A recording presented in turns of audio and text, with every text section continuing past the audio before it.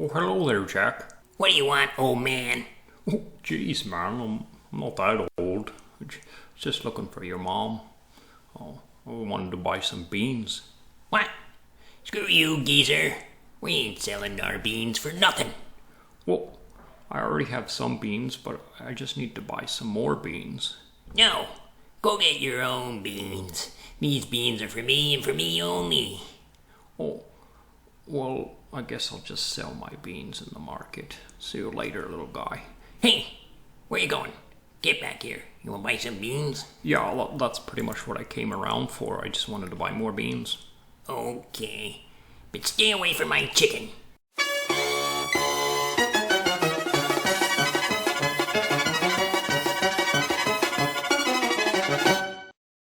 Hello and welcome to Caesar's Snack Sandwich. Today we're going to take a look at Bean.Money. This is a magic bean store. Basically, the whole story of Jack and the Beanstalk. Get some beans, they're magic money, they're going to make you some money. It's pretty crazy stuff. But before I get into explaining how this thing works, I'd like to thank Cream Finance for sponsoring my channel. You can check out Cream Finance. It's an excellent place to borrow and lend your cryptocurrencies. Link in the description. So let's get back to Bean.Money. So Bean.Money is pretty interesting. It's an algorithmic stablecoin. It's based on some that I've seen in the past, but there's some slight differences, and I'm going to get into those. I'm going to use a flowchart, but before I go through the flowchart, I'm going to suggest you to come and read their docs. The docs is a little bit hard to understand because they use all these weird terms like beans and pods and soil and weather and stuff. But after you watch my video, I think you'll have a pretty good understanding what's going on. So let's swing over to the flowchart now. Okay, so here we have Dollar Bill. Dollar Bill wants to become a bean farmer. He's got some Ethereum in his wallet and he wants to buy some beans, some magic beans. So what does he do? He goes to Uniswap and he buys some beans for Ethereum. So he spends his Ether and gets some beans in his wallet, okay? And now he's ready to become a bean farmer. Now, before we go on, we should say that one bean is supposed to be pegged to $1. So if you have $1, you should be able to buy one bean or something close to that. However, because it's an algorithmic stablecoin, it's never going to be close to $1. It's always going to fluctuate quite a bit based on the trading market, based on the buying and selling of this Uniswap pool. Now that Dollar Bill has gotten some beans, he used Ethereum to buy it. You could use other tokens as well, but it's pegged, or it's the LP is built with beans and Ethereum. So it's probably best to use Ethereum to buy beans so you don't get double trading fees. So he's got some beans, and what does he want to do with it? He wants to stick it into the silo. So he takes his beans and he sticks it in the silo. Now he can also produce an LP on Uniswap here. And so like match half Ethereum and half beans, like the dollar value of the two of them, and then use that LP and stick that LP into the silo as well. Now once you stick one of these two things or both of these things in the silo is going to mint up some stock and some seeds for you. Now these don't actually end up in your wallet. It's kind of like just the contract remembers that you have some stock. Your wallet address has some stock and has some seeds. Now, periodically, as the seasons go by, these seeds get turned into stocks. So they grow more stocks. Now, what is the point of a stock? Now, the first point of a stock is it'll give you voting rights on this protocol. So you can, vote on any kind of improvements that this protocol wants to have. So it gives you governance rights, right?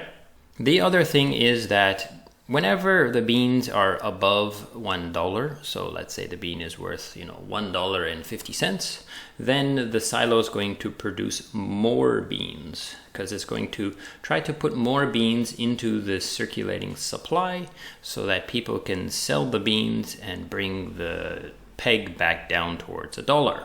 So just like any other algorithmic stablecoin. So every hour, that's the seasons, what they call, or the epoch or the day or whatever. So every hour they're going to check the price and they're going to mint some more beans and make them available to the people who hold the stock. So remember, these seeds are getting you more stock, so you're getting a bigger share of these.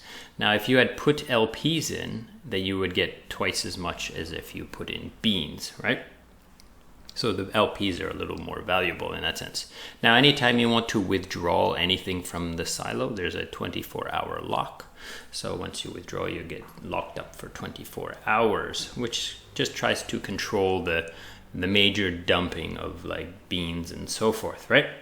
Now, there is one thing on the website I want to mention. If you look over here, you will find in the silo there's beans and LPs and deposit. This is a zapping function, and it's quite useful, especially for the LPs. If you want to build an LP, you can just go to the silo and press LPs, deposit, and you pay your gas, and it just gets everything done for you and puts it inside. So this is the positive side. Whenever beans are above $1, lots of beans are getting produced and given to the people who hold the stock, who stuck their beans into the silo or stuck their LP tokens into the silo. Now, let's say Bean is below $1 because people have been selling it at Uniswap, lots of sales. So Bean has gone down below $1 peg. So then the system will create some soil inside the field or the garden, and it's like the soil is what tells you that the garden is ready for some farming. Okay, so basically they use the word sow, so you would throw your beans into the soil and use up some of this soil, and you would get some pods. So these beans are kind of gone. Consider them like burning your beans, and you get some pods. Now, where are you going to get these beans? The idea is that you will buy the beans, because you don't want to use these beans because it's the same thing. You already have these beans.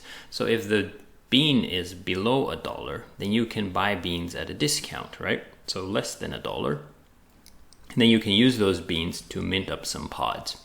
And then once the bean recovers and goes above $1, then you can redeem these pods for 1 bean. So each pod for 1 bean. So that's how you kind of make some money, by supporting the peg, by trying to keep the peg above. It's basically like every other stable coin. But the only major difference is this stuff here. These stocks are not traded on the open market, so they're not increasing in value. They're just basically, you stick your beans in here, and there's the only thing is the Bean LP. That's the only thing. It keeps it a little more simple. So that's pretty much what covers this idea. I could be a little bit wrong. Like the docs is a little bit hard to follow because it's all, like I said, it's all talking about seasons, beans, like days, pods, and it kind of gets a little bit difficult. So I would suggest you to go and read the docs and maybe even read the white paper. The white paper is pretty in-depth and, you know, pretty mathy. If you're good at math, you might want to check out that white paper. It's pretty crazy, like written in the language of mathematics. So that's pretty much it. So thank you so much for watching, and goodbye.